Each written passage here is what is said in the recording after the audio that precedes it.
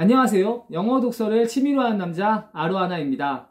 유튜브를 하면서 느끼는 게 많습니다. 현재 총 4개의 영상이 올라가 있어요.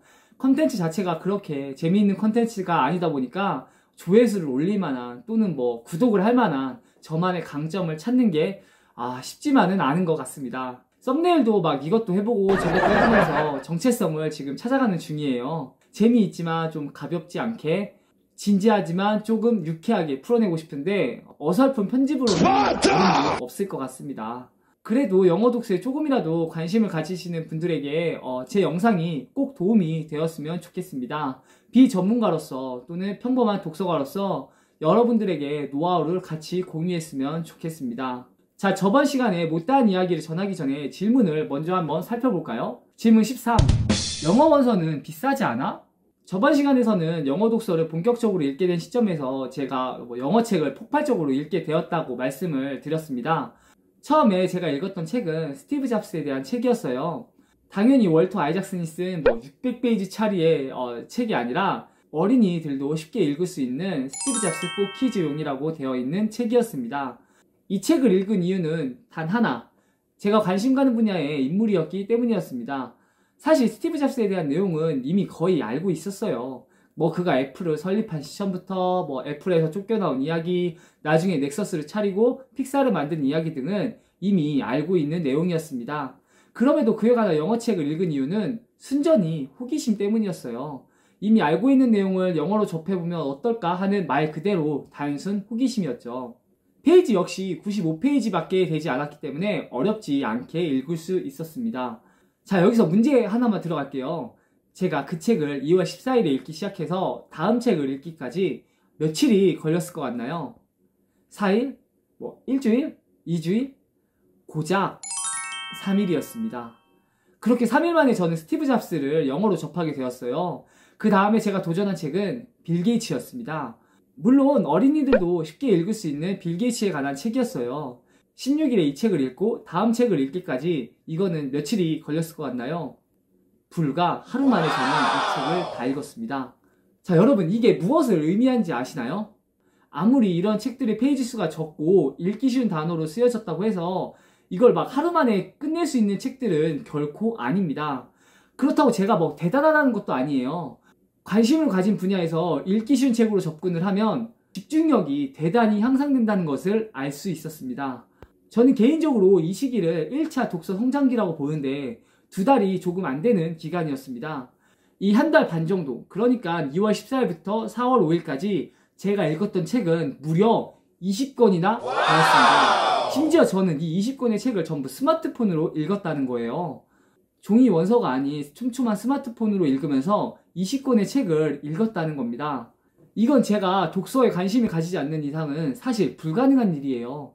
20권의 읽을 만한 책을 찾는 것도 쉽지 않을 뿐더러 공부로 느끼지 않고 읽어내기에는 매우 어려운 일이었다는 거죠. 그런데 이러한 책들을 읽고 제가 느낀 점이 무엇인지 아시나요? 우와, 드디어 힘들이지 않고 영어를 접할 수 있는 방법을 찾았다입니다. 책을 읽으면 읽을수록 지루하고 어렵다는 느낌보다는 어렵지만 재미가 있었다는 거예요. 영어를 통해 배우는 즐거움을 드디어 알게 되었다는 겁니다. 물론 다른 차원의 고민도 있었어요. 어떻게 보면 영어책을 너무 빨리 읽게 되었으니까 책값도 만만치 않게 나올 것이라는 생각을 했거든요. 그리고 더 높은 차원의 책이 아니고 계속 이런 수준의 책들만 읽지 않을까 하는 생각을 좀 했었습니다. 그래서 코스트 어카운팅이라는 기초 수준의 회계책을 마지막으로 저는 일반 대중서에 한번 도전을 해봤습니다. 그 첫 번째 책이 바로 리닌이었습니다. 이 책을 통해 저는 어린이용 책이 아닌 그냥 평범한 말 그대로 성인이 읽을 법한 영어책을 접하게 되었습니다. 우선 제 스토리는 여기서 마치도록 하고요. 영어 원서는 비싸지 않아에 대한 제 견해에 대해 말씀드리겠습니다. 사실 종이 원서의 가격은 제가 읽어본 적이 없어서 뭐라 드릴 말씀이 없는데요. 전자책을 기준으로 하면 우리나라 책과 가격이 거의 비슷하거나 아니면 좀 더 저렴할 수가 있습니다. 스티브 잡스 책은 겨우 3불이었고요. 빌 게이츠 책도 고작 8불이었습니다. 20권의 책을 읽었을 때 제가 들었던 가격의 걱정은 쉬운 책들만 많이 읽으면 어떡하지? 라는 생각이었어요. 한 달 반 동안 대략 150불 정도 이상은 썼을 테니까요. 그러나 리닌을 통해 본격적으로 대중서, 아니 그냥 성인책이라고 이야기를 해볼게요. 성인책을 읽으면서부터는 그런 기적은 일어나지 않았습니다. 막 2, 3일 만에 한 권을 읽는 기적은 일어나지 않고 정상적인 영어 독서를 하게 되었습니다. 참고로 정상적인 영어 독서를 하면 뭐 제 기준으로 봤을 때 아주 열심히 읽으면 일주일에 한 권 정도? 보통은 2, 3주 안에 한 권을 떼고 좀 두꺼운 책을 읽는다거나 아니면 되게 바쁜 경우에는 한 달에 한 권 정도 읽을 수 있는 그런 수준의 책들을 말합니다. 그러다 보니 많아야 우리 돈 3, 4만 원으로 영어책을 읽는 정도가 되었습니다. 한 달에 2권 정도를 읽으면 아무리 최신책을 구입해도 막 5, 6만 원 이렇게 넘어가지는 않아요. 적게는 1, 2만 원이 될 수도 있고 보통 2, 3만 원 정도가 드는 것이 전자책으로 읽는 원서의 가격입니다. 다음 영상에서는 킨들을 소개하면서 전자책의 장점을 이야기해 보겠습니다. 제가 영어 원서는 비싸지 않아를 기획한 이유가 사실은 전자책 때문이었어요. 종이로 된 영어 원서 책은 아무래도 전자책보다 비쌀 수밖에 없습니다. 외국에서 책을 수입해야 하고 국내에서 취급을 한다 하더라도 그 종류가 아마존 사이트에 있는 것보다 미치지 못하기 때문이죠. 영어 원서 하면 흔히 떠오르는 이미지가 막 해리포터가 될 수도 있지만 사실은 막 대학교재 같은 그런 것들도 막 떠오르지 않나요? 경제학과라면 맨큐의 경제학을 원서로 본 적은 한 번쯤은 있을 것이고 뭐 기타 다른 과들도 영어로 된 교재를 한 번쯤은 접해본 적이 있을 거예요. 모두 가격이 상당하죠. 제가 최근에 공부했었던 CFA 자격증은 책이 고작 5권임에도 불구하고 가격이 한 400불, 우리나라 돈으로 한 45만원 정도 했었던 것 같아요. 정확히 기억은 안 나네요. 여러분, 모든 책들이 이렇게 무지막지하게 비싸지는 않아요.